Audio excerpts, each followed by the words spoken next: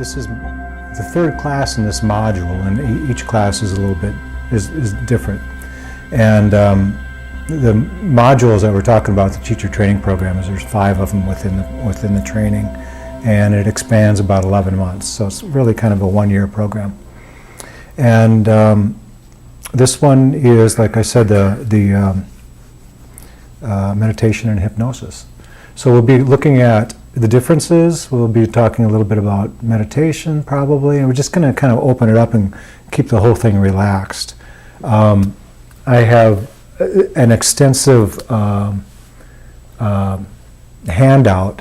that I don't even think you need it. So what I did was, it's pretty thorough. It's about 10 pages, but what I did was put the more prominent stuff on a slide, just so that we can cover it on the slide. And then what we'll do is talk about, like I said, meditation, hypnosis, and then self-hypnosis, and the difference between these 3 things, really. And we're going to try to put all the time together as far as how much time we have, and do some hypnosis, and also write a hypnosis or self-hypnosis script, for ourselves or for whoever we're working with. Really valuable tool, especially when it's related to and how we can relate it to meditation, and guided meditation in particular. So if you have any questions as we go, please let me know. Like I said, I just want to keep this relaxed and kind of informal. So the similarities between hypnosis and meditation are the reason for this common question that comes up. What is the difference between meditation and hypnosis? And one of the identifying characteristics of self-hypnosis, for example, is just what it says here: the receptiveness of subjects to self-administered suggestions about mental or physical behavior which they want to bring about. So in self-hypnosis, we get relaxed, or whoever's doing it becomes relaxed to such an extent that they are receptive to their own method of applying this hypnosis towards somebody. It's very interesting. Not towards somebody, but towards themselves. And it can be done through, we'll talk about different ways of doing it, through recordings and through visualizations and these kinds of things. Hypnosis and self-hypnosis is goal-directed. And goal-directed, you could say that there's some striving involved. And that's the key.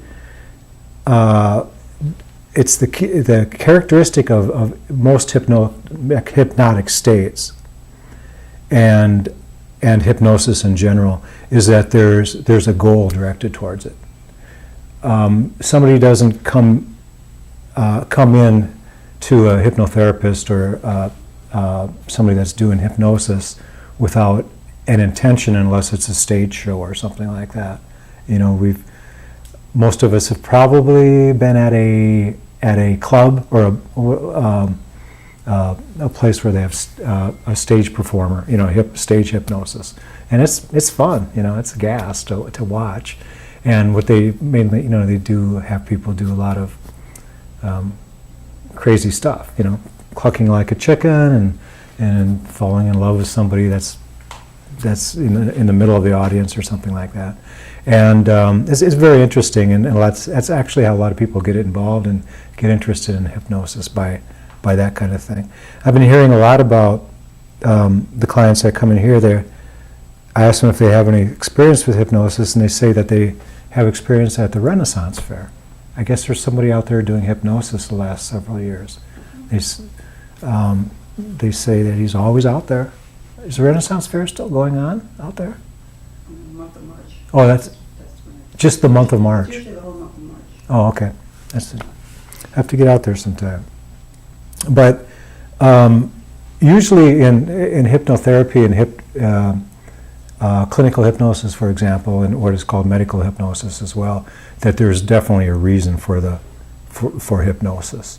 And so there's a little bit of striving involved. There's a little bit of I want to get this. And meditation as the slide says, it's a goalless, non-striving state.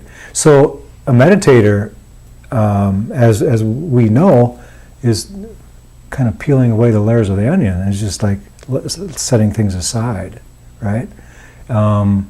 We can be very, very present, and when we're present, we're certainly not trying to add something. We're trying to be as still, mentally and physically as we possibly can when we're doing the practice of meditation and watching what's arising.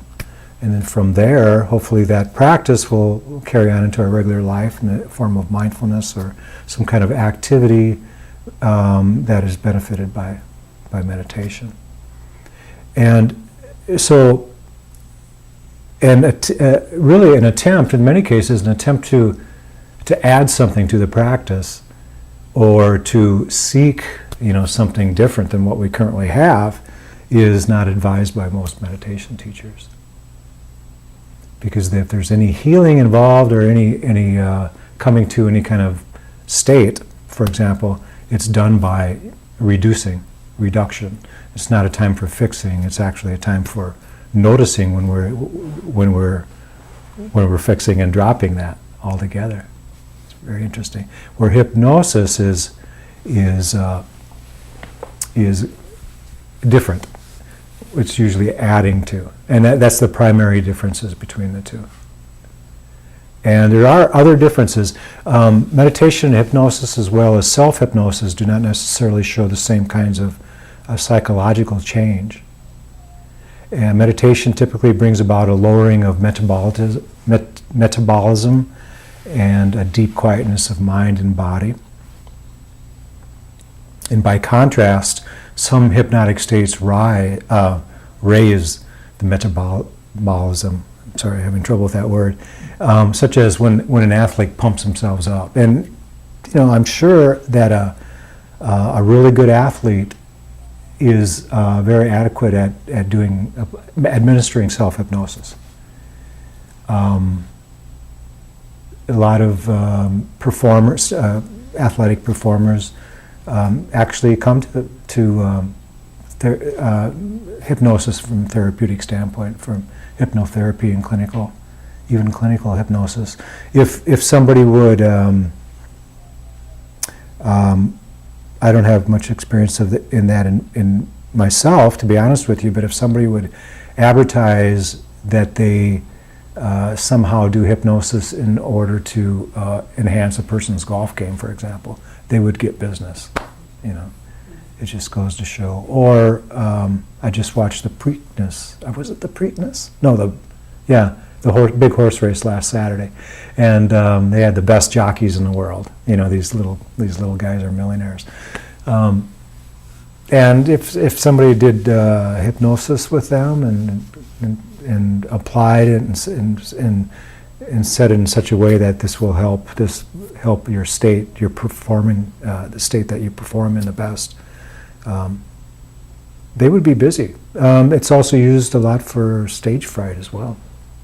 Very, very common to use hypnosis in that area. Actually, hypnosis can be used in any area where a person wants to enhance something or change the state, any kind of to change the way they view something. It's very good for addictions and cravings, that kind of thing. We'll talk more about that in a bit. A lot of people use hypnosis to curb their tobacco craving and things like this. In summary, it is possible to see that meditation is similar to hypnosis when there is guiding involved. And that's the big thing, particularly when there is manifestation and striving to feel complete are induced through guiding. In this way, the two are even more similar. And that's when people started posing the question to me. I knew actually very little about hypnosis years ago when I started guiding and teaching meditation, and that's when the question would pop up. I would guide a meditation, and somebody would say, "What's the difference between, what you're doing and guided and hypnotherapy?" or guided hypnosis. And in hypnosis there is guiding, and we'll talk about that and how it works, and we'll actually do some of it ourselves. We'll write out some scripts and go from there. Many Western methods of meditation, such as journey and guided types of meditation, may have more similarities to hypnosis, whereas Eastern types of concentration and mindfulness meditation methods are much further away and much further removed from hypnosis due to the lack of striving involved. And that's what we've been talking about. Any questions about that? Okay. These differences and similarities can be seen with the help of an EEG and the fMRI when they're hooked up to the brain. We've all seen the pictures, and we've done some EEG work in here before too. So look at the effects, when we look at the effects of that hypnosis and meditation have on the brain and the brain waves, we see that there are differences in the two. Sometimes the beta brain waves can be fired. Those are the cognitive brain waves that we have.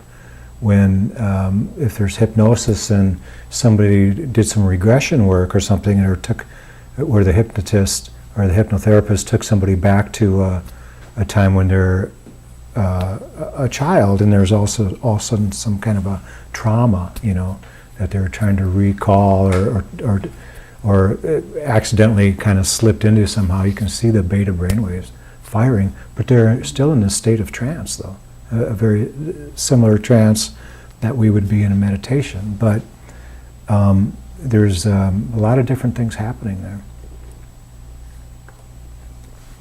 To get a little technical here on the definitions and the description of hypnosis. Hypnosis is a state of consciousness involving focused attention and reduced parallel awareness, characterized by an enhanced capacity for response to suggestion. So there's what is happening there is that we're bypassing what is called the critical factor, or kind of having the cognitive mind set aside so that we can really have access to the subconscious, or what is also called the unconscious mind, and offering suggestions to that, to change the behavior of a person, or change, or to add something beneficial to their, whatever you're working with. In hypnotic induction is a procedure designed to induce hypnosis, is another key word. And just the word induction, there's pre-induction. Pre-induction is when the client would come in and talk to the hypnotherapist and discuss what they want to work with, what is the situation with them or with that person, that kind of thing. And then the induction itself is when we're getting that person very comfortable and very relaxed, and we'll go through that whole process here a little bit as we go. Now, hypnotizability is the individual's ability to experience suggested alterations in psychology, sensations, emotions, thoughts, or behavior during hypnosis. And the final one up here is hypnotherapy is the use of hypnosis in the treatment of a medical or psychological disorder or concern. And sometimes it's part of the treatment. And in many cases it might be more accurate to say that the hypnotherapy is a part of the treatment. And sometimes the client will use hypnotherapy as a part of what the treatment that they're working with. So oftentimes there might be a therapist that works in different areas, and one of the things that they do is hypnotherapy. And they might not use that on all the clients, but they might use it on a lot of them. And what I do, I found that a lot of people would come in and look at meditation as like a healing therapy, actually, and they want to learn more about meditation, mindfulness, to heal something that's going on in their life. And in hopes, primarily, that they don't have to share it. They don't have to go through that vision of talk therapy, where they're, sitting in a chair and the therapist is there with a tablet and a paper, and asking them all these wild questions, and they just don't want to go through that. So they come in and they want to learn meditation in order to use it for a type of therapy, and it does work, and it is very effective. The people that I see usually somehow realize that they can kind of open up to me what their situation is, and then I might mention that I also do hypnotherapy, and it might be beneficial in this situation. Sometimes not, sometimes it is. And then we also start working with that. And sometimes typically what happens is they realize that the meditators don't want to apply, they don't want to do the practice quite frankly. They don't want to practice every day, which is, I think, very critical in allowing meditation to be as beneficial as it possibly can, for these people to do it consistently. And if they can't do it consistently, that's often when I'll suggest hypnotherapy, because they're not doing the work at all. They're just going for the ride. And the hypnotherapist, when they come into that room, is myself. And so, like I said, we're bypassing the critical factor, the thinking mind, the cognition, and we're dealing directly with the subconscious. And hopefully it'll stick, and they've reached this state in their relaxation that they go into this light trance, and sometimes a very heavy trance. And quite frankly, I've had a lot of luck with hypnotherapy, for a lot of different reasons, from stress to reducing smoking sensations. It's been very effective. I'm very happy with the process.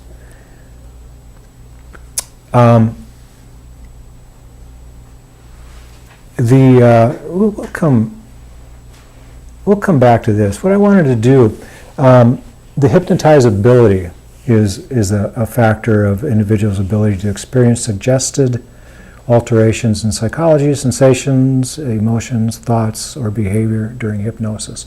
And sometimes this is a kind of a test that a person can give an individual. I don't get a chance to use it a lot, because it's often used in a group, and just to kind of see how the group responds to suggestions and stuff like that. So what I would like to do, this is a very easy practice, and well, it's not a practice. I'm just going to take everybody through a bit of an experience and see how you respond, and then we'll talk about it when we're done. So if you just want to gently close your eyes, and you can treat this like a meditation or anything that you're familiar with, and it'll just take about 10 minutes at the most. And I just want you to find some comfort, and just feel as if, just like you're meditating, and bring your awareness to the breath for a few moments. Ask yourself how you feel. Notice where you feel the breath the most in the body. And give yourself complete 100% permission to just totally relax in whatever position you are in. Feel relaxation flowing through the body, starting at the top of the head, through the forehead, just like molten relaxation, slowly making its way down the body, relaxing the eyes and the cheeks, the jaw, and even down into the tongue, relaxing the throat and the shoulders. Just imagine and visualize this molten relaxation working its way down the arms, relaxing the biceps, and the elbows, the forearms, the wrists, the hands, and all the way down into the fingers. Allow the relaxation to spread throughout the entire body. Don't forget about the breath. Let the breath relax you as well. Think of the inhalation as being one of the deeper times that the body relaxes. Just let go. Let this molten liquid relaxation start at the top of the torso and between the shoulder blades and the area of the chest, work its way down into the area of the diaphragm in the middle of the back, down into the lower back and the stomach. Notice it moving down into the hips, relaxing the legs, relaxing the large muscles of the thighs and the hamstrings, down into the knees and the shins, calves, ankles, tops of the feet, the soles of the feet, and finally down all the way into the toes. You can imagine any stress or any tension that's held in the body leaving the body at this point, through the toes, never to return.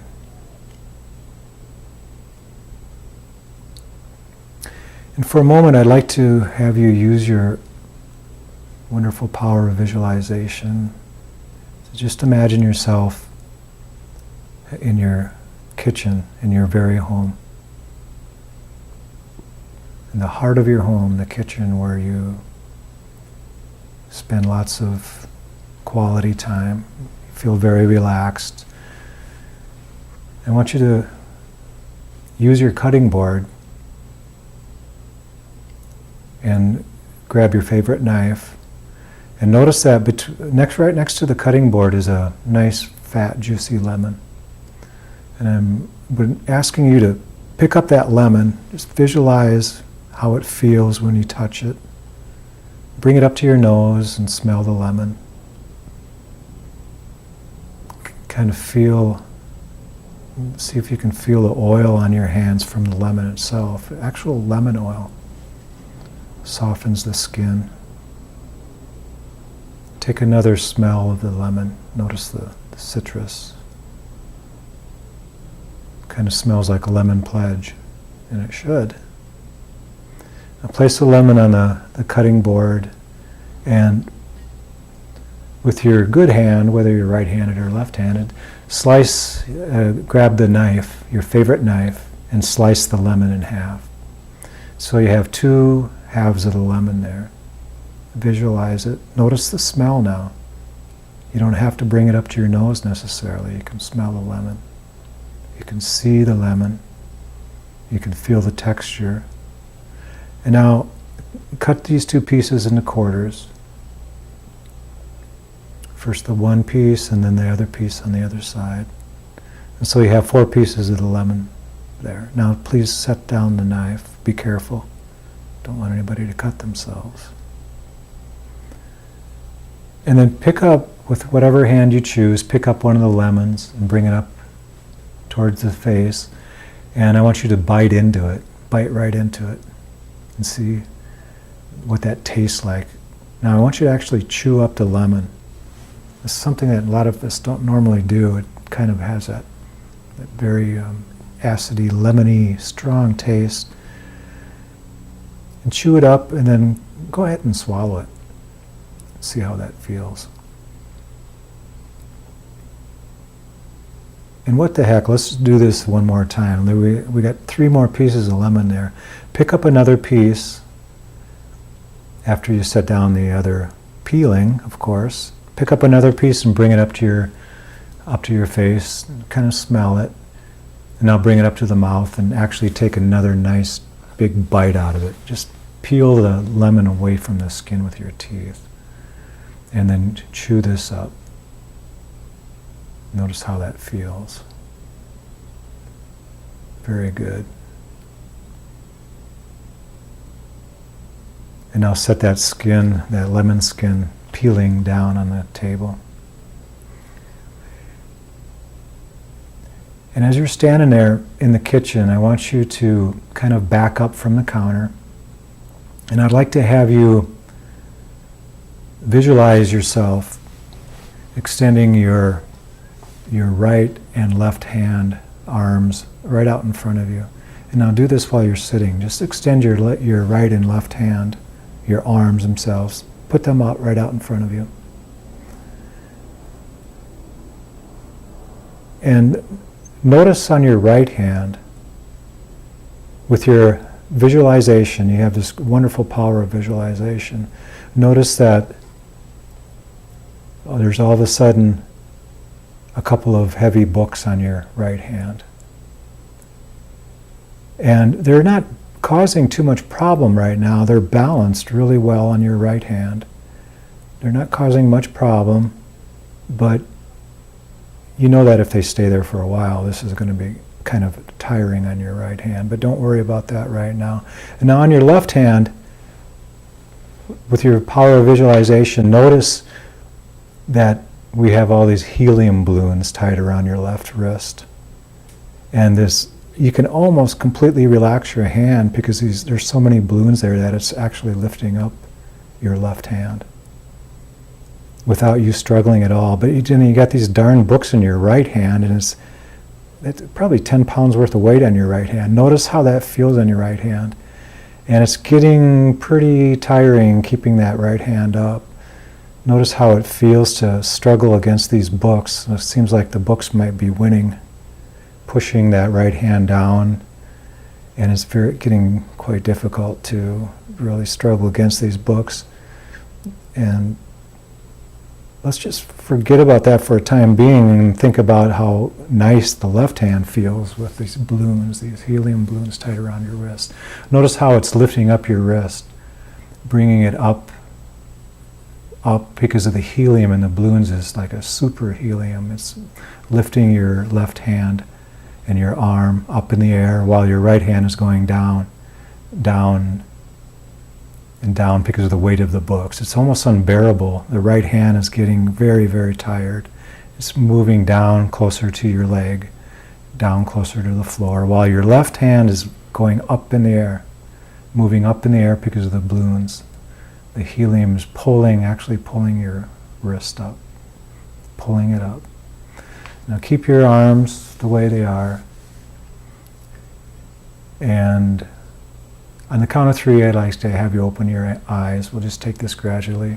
1, 2, starting to feel refreshed, and 3, open your eyes.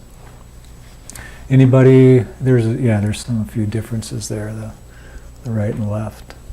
Very good. What I did was I threw 2 little things in there about suggestibility, as far as how a person uses their visualization, their imagination. How about the lemon? Did you kind of pucker up a little bit when you bit into the lemon? I started salivating. It was pretty cool. Yeah. Some people love lemons. I mean, they really go for that. No, I felt the bitterness almost. Yeah. Without feeling bitterness. Yeah. My mouth just salivated. It was so cool. Yeah. Smell the lemon? Anybody really kind of smell it? I had a thought smell. Have you ever had that where you don't actually feel the sensation, but you feel the sensation? Yeah, I kind of see. Yeah. How about when I said lemon pledge? Anybody? You should have squirted some right then. Yeah, that'd be cheating though, right? Yeah. I noticed some of your hands some of you kept them pretty much the same, but some of them there was kind of a dramatic difference between. What I could have done was bowling ball, perhaps, somebody sitting a bowling ball in your hand or something like that. Different ways to do these different things, and that just kind of gives me an idea of where we're at. Some people don't visualize. There's about 1 out of 10 people I find that cannot visualize, and that can be a situation for hypnosis work. I have a lot of really close friends that do not visualize. And they're people too. Okay, we'll come back to some more stuff there.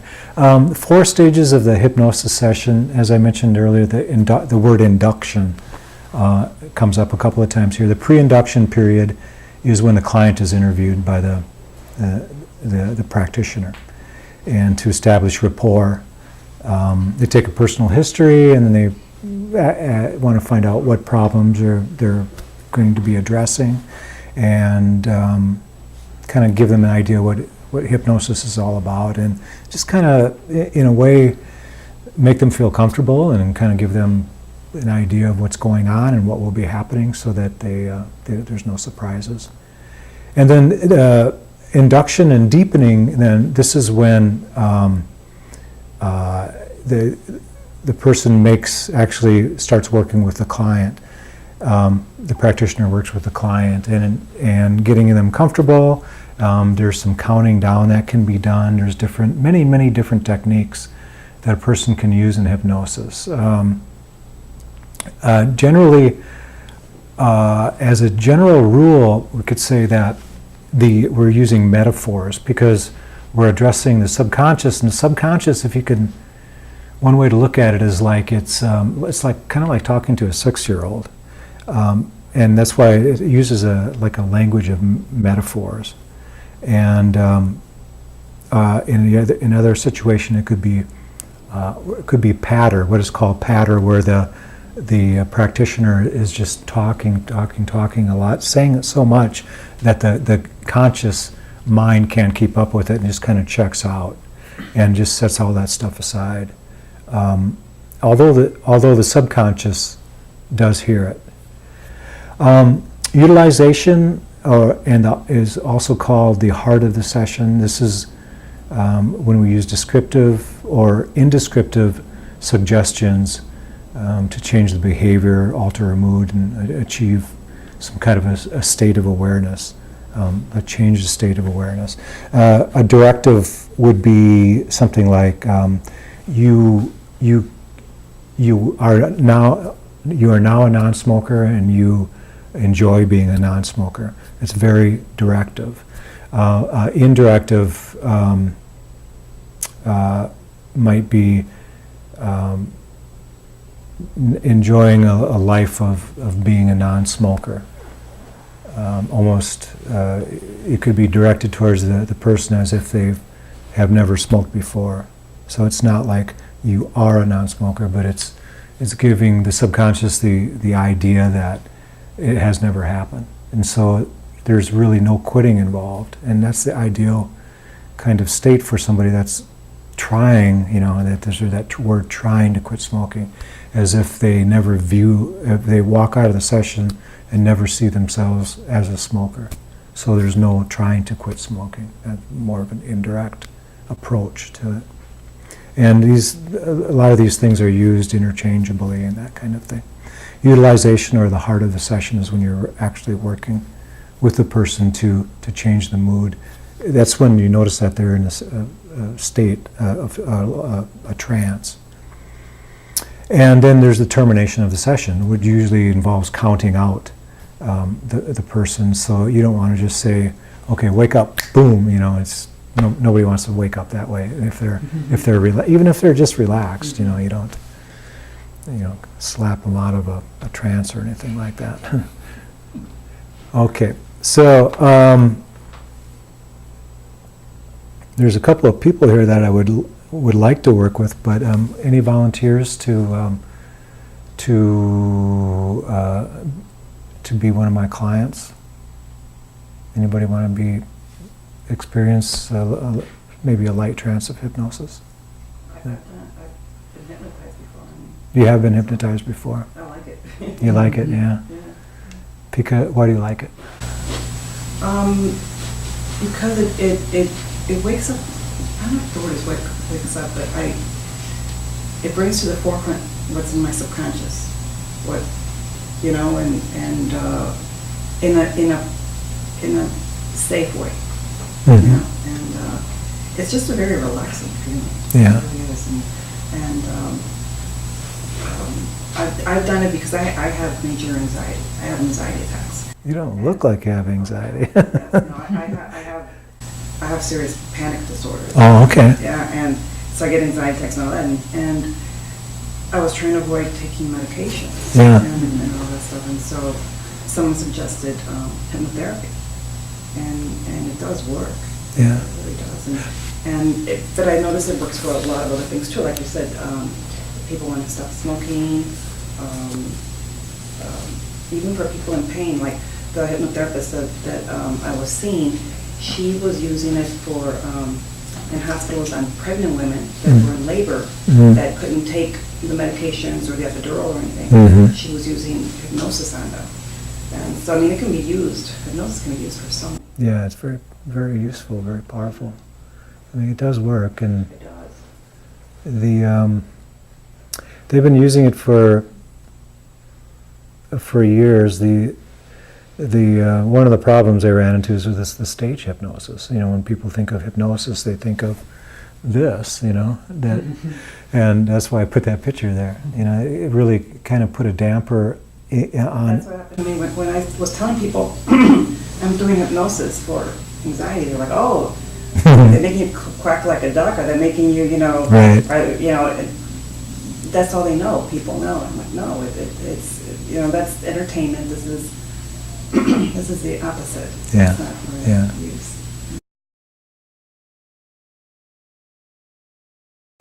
There's different, I use the word induction again. So we can kind of pretend that we did a pre-induction with Vicki. We had a discussion. Normally, I would sit over there and we would just talk about her situation. And what we're working with is stress reduction or stress reduction. stress reduction. Okay. Mhm. Do you still have some panic attacks from time to time? Or? Yeah.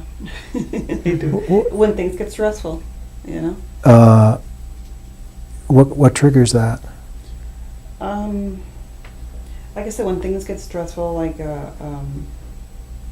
had a family member recently that was very, very ill, and I had to take over some of their stuff because they were hospitalized and had, you know, their finances and all that stuff, and you know, doing my own work, and so that was kind of, you know, that was a little rough there. Yeah. How does it feel when you have one of these attacks? Tightness in the chest, palpitation. Hmm. Yeah, they're better now. I mean, when I was, because I've had them for years, when I was younger, like in my 20s, I would think I was dying. Mm. Oh my gosh, I'm having a heart attack. And I used to go to the emergency room all the time because Yeah. I know I'm dying, I know. Yeah. And, you know, and they run tests and everything, and they say, you're fine. And so I did used to have that. Now I don't, you know, but it almost feels like something's weird because I can't catch my breath. Yeah. Yeah. Yeah. Yeah. It probably feels like everything is firing, like Oh, a yeah. 100%. Everything's on, you know, Exactly. and then you're laying in bed and they're still, even though you try to relax. And that's what would happen too. I'd get insomnia because I couldn't, you know, Yeah. I couldn't sleep. Sounds like you know what's happening now. You can control it better, and I try. yeah. Meditation helps a lot. Yeah. Meditation helps me a lot. And but I also did the hypnotherapy at the time because I was really going through a hard time, and I think a combination of both Okay. really helped. Because the medications did not. You know, they right away they want to put you on all kinds of stuff. Yeah. And I was like a walking zombie. I would go to work and I would feel like as if I had like 2 or 3 margaritas because of the drugs and stuff. And I'm like, I can't be doing this. I have to be able to function, you know. You might as well have the margaritas then. Right? Exactly. Yeah. I'm going to have you recline, actually, and there's a lever right here. Oh. And then what I want you to do is just kick right off and then just lean back. Yeah. Is that comfortable? Yeah, it is very nice. It's like a cloud, Yeah. kind of? Very comfortable. It is. Okay. I'm going to ask you to close your eyes and relax. I'm going to. Why don't you keep your arms on the arms? What I'm going to do, I'm going to ask permission to touch you on the wrists. No other place. I can guarantee you'll be safe and comfortable. And I'm just going to touch you on the wrists, and I'm going to lift your hand up. And when I do so, I don't want you to help me at all. Oh, okay. And I might ask you to open your eyes a couple of times, and when I do so, just open your eyes, and we'll see what happens. Basically, I just want you to completely relax. I'm going to do all the work. I'm going to guide you through this. You have nothing to do except for your major part is to relax and listen to my voice. If you feel like you're going to go to sleep or something, don't fight it. Just let it happen, and everything will be fine. Now, just like you're meditating, I know you meditate, and I want you to bring your attention to the breath. And think in terms of the breath, especially the exhalation of the breath. Just remember how much of a friend that has been for you in the past, how relaxing it can be. And try to find that spot in the body where you feel that, where you feel the breath. The exhalation of the breath is a little bit warmer. We breathe in, we can feel some coolness, and then the warmth of the breath as we exhale. And notice how soothing the exhalation feels. So comfortable. Now think in terms of using the breath to relax the body. And of course, the breath is part of the body, but we can use that as a tool. It can be a real friend of ours. And just breathe through these parts of the body that I mentioned with an exhalation, breathing through the area of the forehead and relaxing the forehead, relaxing the eyes. Notice how heavy the eyes feel when the eyelids are closed. It feels good. And bring your attention, this relaxed attention, down into the area of the cheeks. Moving down the body, relaxing the jaw. And let this relaxation go down into the neck, down into the shoulders and the arms. Just feel the relaxation move through the body. How nice to be able to do nothing but relax. If the mind wants to kind of take a little journey and kind of sidestep all of this, it can. There's nothing to hang on to. We're just looking to completely let go of any kind of tension, any kind of stress. Allow this relaxation to move down the torso of the body, starting at the top of the body by the shoulders, and relaxing the area of the chest where the heart cavity is, upper back, down into the abdomen, middle of the back, and down to the lower back and the stomach, working its way all the way down to the legs, relaxing the thighs, the knees, the shins. This relaxation moves down into the ankles and the feet, down in the toes.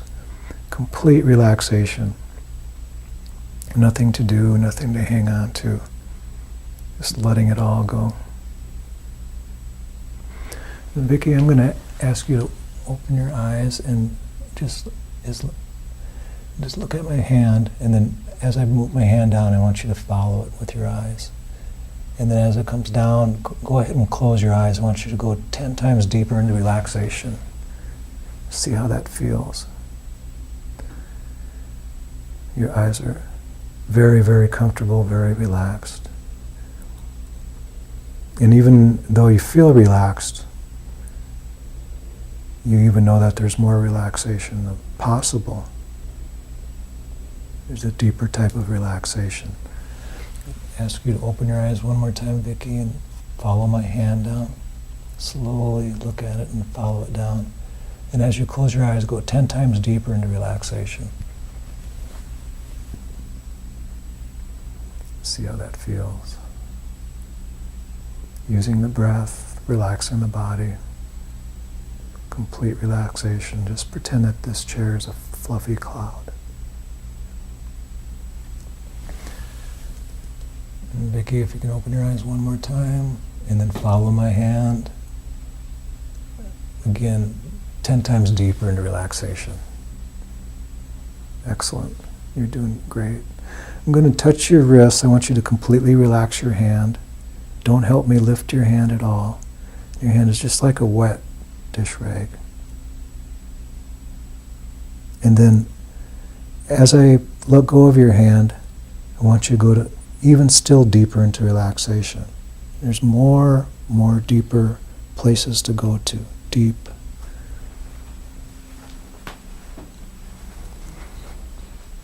And we'll do this with the other hand. Don't help me at all. I'll do all the work. Nothing for you to do. Just like a wet dish rag. And as I let go of your hand, I want you to go 100 times deeper. 100 times deeper into relaxation.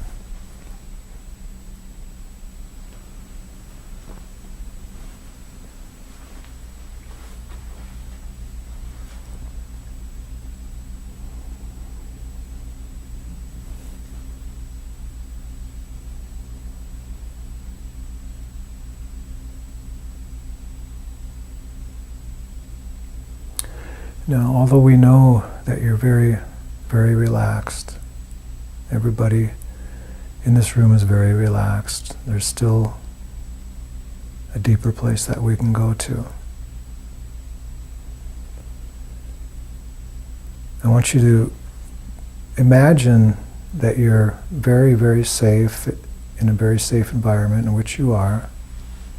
But I want you to imagine that you take this safety into an area that is completely safe and free, and which will allow you to even go deeper into relaxation. This is a very safe elevator, and you're on floor A, and you want to go down to the basement of relaxation, which is on floor C. So you're in the elevator and the door's closed. You're very safe and very happy to be here. You feel very good. And you notice the number or the letters above the door, and it says floor A. And with your power and your imagination, you can move that elevator down. All you have to do is relax. Deeper and deeper into relaxation. And now you notice that the elevator is moving down. Moving from floor A down to floor B, and the elevator stops. It feels very good. You felt very light when you're going down. When you're going down in the elevator, the body was so light. It felt so nice. And with this relaxation that you have, you can move this elevator all the way into the basement of relaxation, down into floor C. Notice how the elevator starts moving from floor B, and you can see the letters.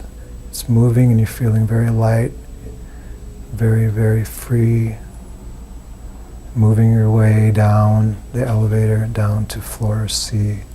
And you reach floor C, and the elevator stops.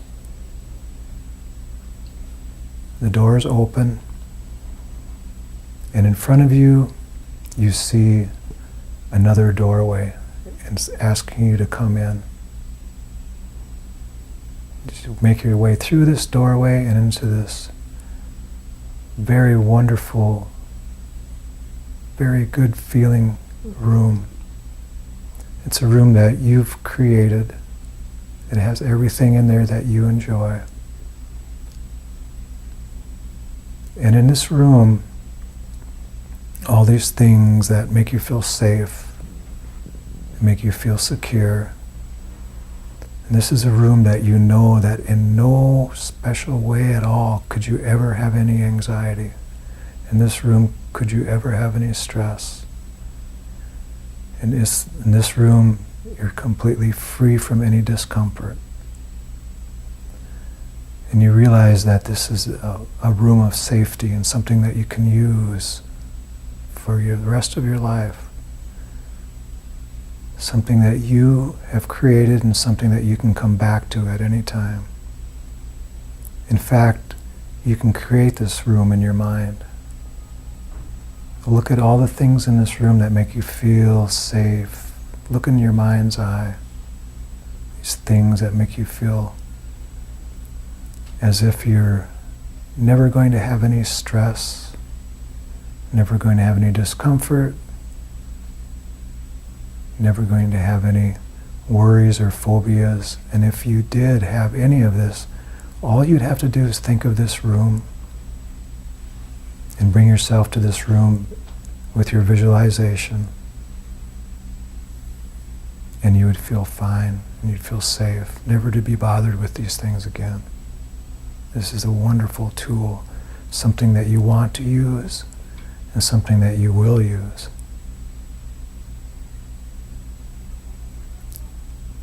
Take your time and look around the room and see these objects that represent freedom from stress, freedom from any kind of fears or phobias.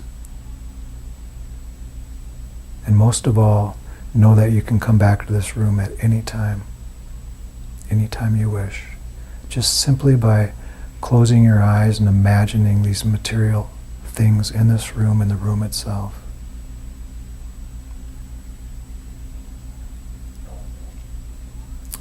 And now, thank this room for being here, and thank the room for sharing with you its power of showing you how you can be free from stress and fear and phobia. And then leave this room the same way that you came in. Make your way out and see what's waiting for you is the open door of the elevator. The same elevator that you came down. Very safe elevator. Make your way into the elevator and know that when you reach the top floor, the floor that you originally came from, that you will feel refreshed and alert and very happy and very energized to be back into your normal state of consciousness, but not until you reach that floor, which was floor A. The elevator door closes and you look above the door and you can see that you're on floor C. The elevator starts to move up with your power of imagination and visualization in your consciousness. You can move the elevator from floor C to floor B. It comes to floor B and it stays and rests there. And notice above the door it says floor B. You feel very happy to be here, and you know that now it's time to go back to normal consciousness. And with your power of visualization and your power of concentration, you're able to move this elevator, and you can feel normal consciousness coming back to your body, normal awakened consciousness. And as the elevator starts to move up to floor A, you start feeling more awake. You can feel your arms and your legs and your body, all normal consciousness is coming to. And it feels like there's been fresh, cool, crisp, clear water sprinkled on your eyes. And you come to floor A and the elevator stops and you know that you're back in normal consciousness. You can open your eyes now, Vicki. Feel refreshed. Thank you very much. Oh, thank you. Thank you. Can I stay here now the rest of the night? You feel okay? Yeah. Yeah, thank you so much. Yeah. You can lay there for a while if you like. Sure. But that induction is called the Elman induction. It's there's one of the early clinical hypnotherapists, his name was David Elman, and he used to use that induction. It's kind of an induction that a lot of people use as far as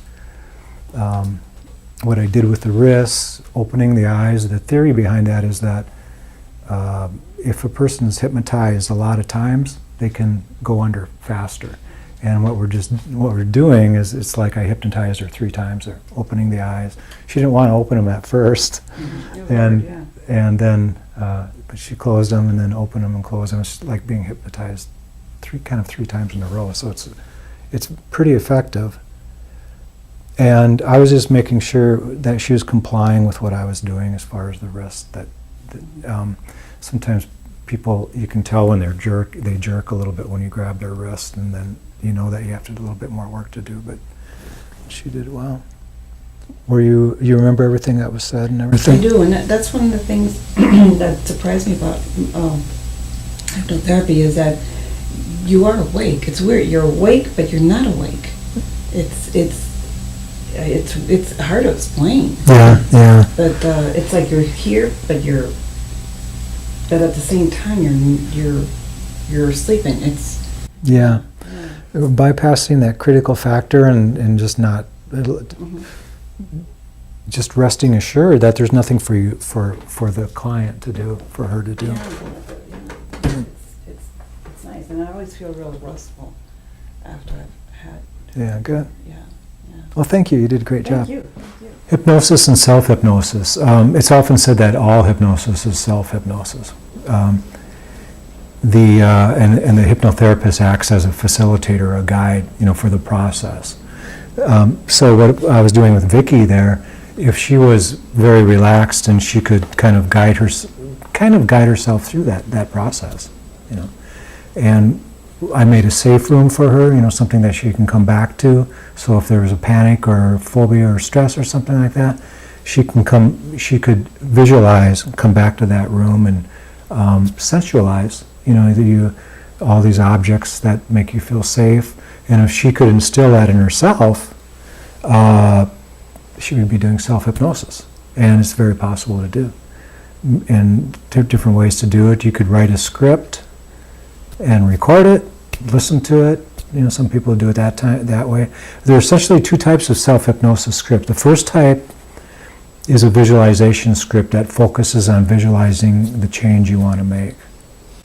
And so if we were doing self-hypnosis, and let's say we're breaking up with our partner, and we don't want that to happen. They want it to happen, but we don't. And so we visualize the next time we see them how our kind of our reunion or getting together might be, how wonderful it's going to be, and we keep visualizing that, the power. That's kind of talking about creative visualization, the power of visualization. But it's a type of self-hypnosis to go through that process again and again. And we could probably be sitting in a meditation posture with our eyes closed and look exactly like we're meditating. And some people probably do that, with their meditation practice, but it's not meditation. And the second type is a script that is essentially a self-suggestion script with written suggestions that you repeat to yourself, which is still accompanied by visualization, generally. And that's what we'll be taking a look at here, writing out a script and what it takes. Script basics. And the reason we're doing this, by the way, is that it can be very useful for ourselves, for people. If we know of somebody that's having difficulties or something, a really nice way to help them is to write out a script and say, that I put this together for you. And it'll make it really memorable for both of you. And also it can be a really, since this is teacher training, it is a part of something that we should be aware of, something that we can use. And Chuck, you have the advantage of Patty Jo does hypnotherapy, and Chuck, your wife, does hypnotherapy, so that's great. We're all in the same boat. How to write a great script, and a lot of this is just kind of like, yeah, I know this, but we'll run through this anyway. Always use present tense. That should say, be present with what is happening. Don't say that, tomorrow you're going to feel great, because tomorrow never comes, right? We could say something like, right now, at this moment, you're feeling very good about what is going to take place tomorrow, for example. but you want to make sure it's present. Always be very positive. There's really no reason to be negative anytime, anywhere, and we know that. But always be positive in your script writing. Learn to be specific. You want to be very detailed. Use clear, simple language. Again, it helps to kind of think in terms of like you're talking to like a 6-year-old, and be very clear with the way you express that. Express everything, how you use that language. Use short and medium-length sentences. You don't want to get too wordy and too confusing, too intellectual. Just keep it very plain and simple. Always use words that excite the imagination. You can use words like big and wonderful and great, and I always tell people that you're doing a wonderful job. You're doing a great job. These kinds of things when I'm working with them. Be realistic. If they're not doing a great job, don't tell them they're doing a great job. You want to be realistic about what is happening, and not get too fluffy or anything like that. Always use visualizations in your scripts, and that could be. I had a teacher that talked about centralizing, and it's not really a word, but it's if you're working with, like Patty Jo mentioned, if a person isn't visual, there's other ways, to get the words across to them, and the meaning across, such as feeling, how to feel and hear, smelling and taste too. There are different ways to excite the senses, and even thought, thinking of this, thinking of that, think how it would be to experience this kind of thing, rather than... Who are you writing the script for? We'll be writing it for you. No, we can write it for ourselves, and you can write it for Yeah, anybody. you're going to give like an example so that Yeah, I can write yeah. it down. Sure, yeah, we'll go through it right now. Okay. Use suggestive action. Suggestive action. What does it say about suggestive action? I gave my sheet away. I sang beautifully is preferable to, I have the talent to sing beautifully. Oh, okay. Yeah. There's some present tense in there, and the suggestive actions is like Patty Jo said, I have the ability to sing wonderfully. I'm a wonderful golfer. I am a non-smoker. Those kinds of things. Like affirmations. Yeah, you could look at it for kind of like affirmations. Repeat your desired intention. You want to make sure that you're kind of driving it home in a way, home in the mind. Be aware of the language being used. That goes without saying. A powerful declarative words and phrases. What does it say there about that one? I am, I choose, I can. One of the most one of the most powerful ones that I like to use is I am, and we'll be using that in more in here too. But I am limitless. For example, rather than I would sure like to be limitless. This doesn't make much sense, does it? And then watch out for weak words and phrases, which is just the opposite of what we're talking about. And connotative language. What does it say about that?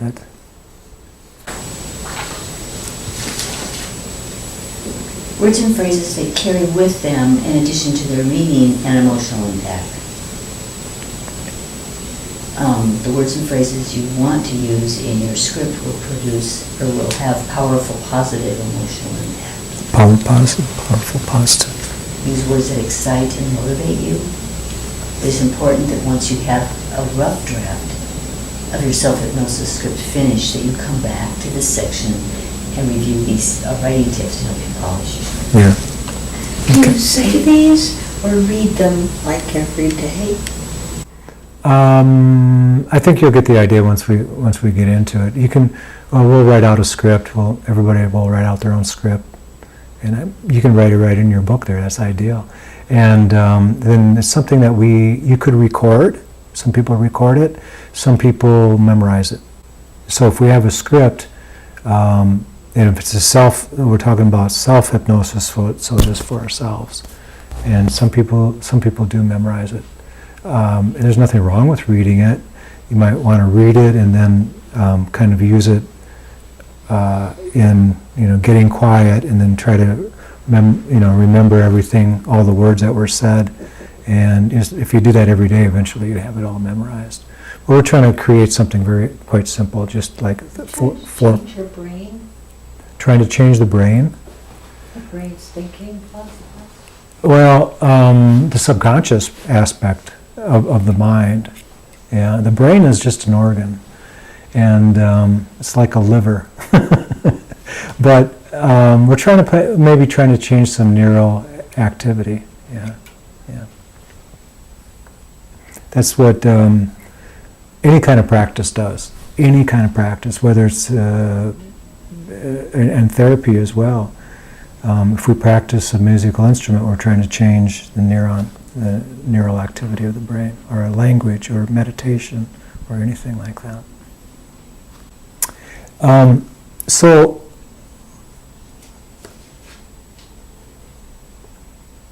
creating your outline, first of all, we want to identify, we're going to go through this part because it's going to come up again. We'll go through this a little bit fast, this identify your intention. So what do we want to work with? In this case, we used website. I want to finish my website. I want to have a successful website. And the scenario is that that person can't get their website going. They just don't have the drive. They don't have they procrastinate, putting this website together. And so I want to start making money. I want to help others, through this website. That's the intention. But you notice the words, I want. So now we change. We have to really look at the words and the way the language is used. Now we change I want to I am. I am finishing my website. I am the successful completion of my website. I am no longer procrastinating getting this website done. I am making great money. I am helping others. So there is that a positive aspect of changing the words. I want, like it's out there. I want this, it's but I am is more like, right? And then list the 5 most important motivational reasons why you want this particular thing. To be successful, to help others, to make lots of money, to have my own website. I deserve success and happiness. These are just examples. And then now we rewrite these sentences into a more powerful way that appeal to us emotionally. Again, to be successful, to help others, and to rewrite them. I absolutely love having my own website. There's some juice behind that. Okay. Finishing. Do you have a question? Suppose you have something like, I am a worthwhile person, Mm-hmm. and you don't really believe that. But is it possible, if you keep saying that you will change? I think it's possible. Yeah.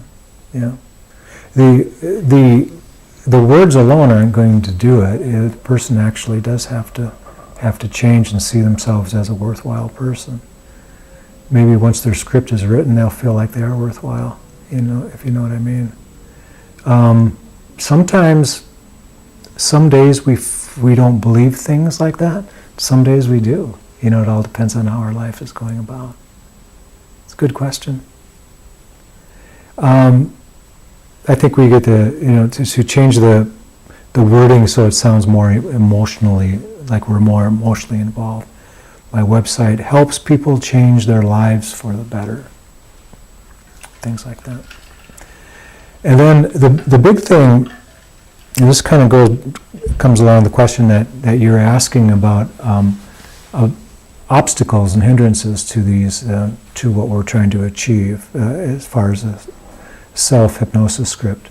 Are you consciously aware of the fact that your beliefs are preventing you from realizing your desired intention? Because what we're asking for is something that we don't have, basically, whether it's to quit smoking or a material thing, a relationship, or whatever it is. It's something we don't have, and the only reason we don't have that is because we feel for somehow we're limiting ourselves from having it. So what we're trying to do is spot those obstacles or those hindrances.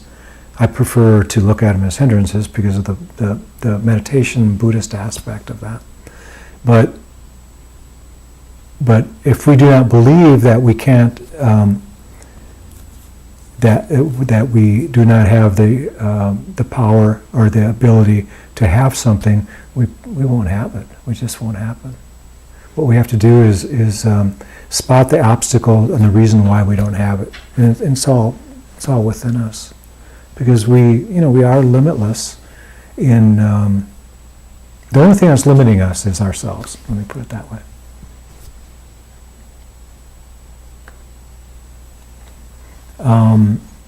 Here's an example. I'm not disciplined enough to do something. This is what we think in the mind. I'm not motivated enough to get this website going. I'm not focused enough to get this website going. I have a tendency to sabotage myself. I sit down to do this website, and I also often want to just be on Facebook, for example. I sidetrack myself by finding other things that I believe need to be done. That's a big one. I'd like to set aside an hour to work on this website, but I have to cut the grass, or pull the weeds, whatever kind of landscape we have. If you have gravel, it's weed pulling. If you have grass like me, it's just cutting grass all day. So dismantling the obstacles and the hindrances, actually. All of these obstacles and hindrances essentially fall under the heading of self-sabotage, or not allowing them to happen. It's very important not to focus on these obstacles and hindrances as negative suggestions. We don't really want to. We want to discover them and know them and understand them, and then it's like dismantling them. A direct suggestion, such as this is in the bottom, I'm going to overcome my lack of discipline, motivation, and focus. Again, that word I am going to, draws attention to these obstacles in our life. Why don't we have this thing already? Why isn't it happening already? And finishing our hypnosis script. Okay. Take the information you've gathered, organize it into your own finished script. It's important to keep it short, and especially if we're practicing in self-hypnosis, we want to keep the script short so that we can memorize it if we have to. And if we're reading it, we could read it really slowly and keep put a pause in there and read through it again, that type of thing. But what we'll do, we'll take a look at this. Anybody need any paper to write with? I got some paper and some pencils here. Yeah. Okay. I have some things to write with, Okay, so we want to set up our intention. What are we working on? And that's individual. That's up to each of us. Why are we even thinking about doing a self-hypnosis? Do we want to bring something into our lives? Do we want to change a behavior? Do we want more of something, less of something? The example here, I am an successful completion of my website, which is a kind of a fancy way of saying I want to really do a website. I am a successful completion. It kind of sums up the whole thing. I absolutely love having my own website. My website enriches me. So these are the paragraph that could be used, even if a person wanted to think in terms of substituting website for a Corvette. I am the successful completion of having my Corvette, or whatever it might be. It sounds kind of strange that we're talking about this in a meditation thing, but I absolutely love having my own Corvette. My Corvette enriches me and it opens up wonderful opportunities for me because women love it. Some women. So what is our intention? Keep it simple, think of the words, keep it positive. And then we want to kind of write some notes as far as visualization, because we want to have some visualization in this, and to make it very clear. That's some of the power behind it. Or sensualizing is the new word that we're coining. We can actually visualize our new Corvette sitting in our driveway, showing it to our neighbor. Or we could be sitting at the computer looking at our website, just kind of going through it and feeling good about it. Or that novel that we started when we were 16. how it's all, yeah, the song, the violin that we never learned how to play, or whatever it might be. Visualization is it's a good thing to write down just a few notes about the visualization so that we know how to come back into it. And anytime we can include other people, because we are social animals, right? Anytime we can include other people in this, like helping people through having their Corvette, for example, or sharing it with somebody, it really does help. The second paragraph should include suggestions that take you through any necessary steps that the necessary steps needed, to make this, to bring this into reality, to manifest. So, for example, building a new website, first of all, we need a computer. We have to find maybe a proper program, something that works with us. And there's just steps, and they could be very easy, minor steps that we have to follow. But still, there's some organization, a little bit of cognition there. This is probably if there's any organization in this at all, this would be it. So. And these are examples. Each task I complete creates a powerful momentum that carries me easily and quickly toward the successful completion of my website. And each step, visualize each step as being a step towards the completion. Sometimes you can just outline the steps, 1, 2, 3, whatever, how many. Our third paragraph, and this is really just covering some of the stuff we already talked about. Third paragraph is to utilize suggestions that touch our motivations. This is the motivation aspect, what really puts the match under us, really gets us going. My website is wildly successful in every way. Or we could substitute website for Corvette, right? Or my partner is wildly successful in every way, whatever it might be.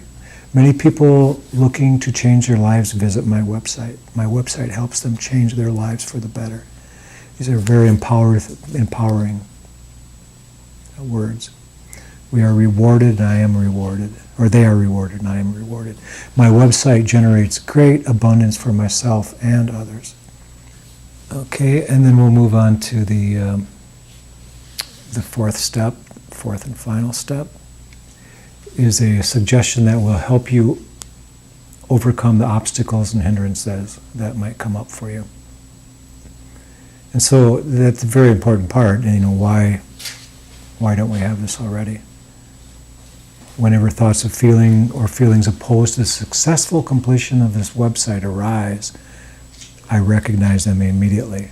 And that's the awareness, the recognition that these obstacles are there and they're affecting us.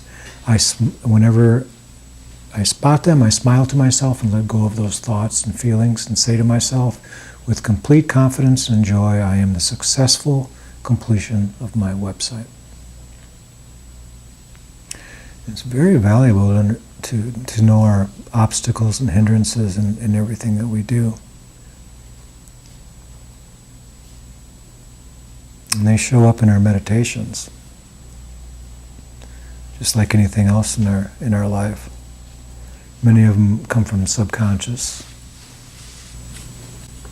and that's the presentation. I guess the main thing is that we recognize the idea that this guiding in meditation is.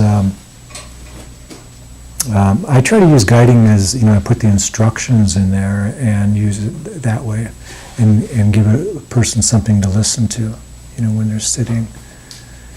And,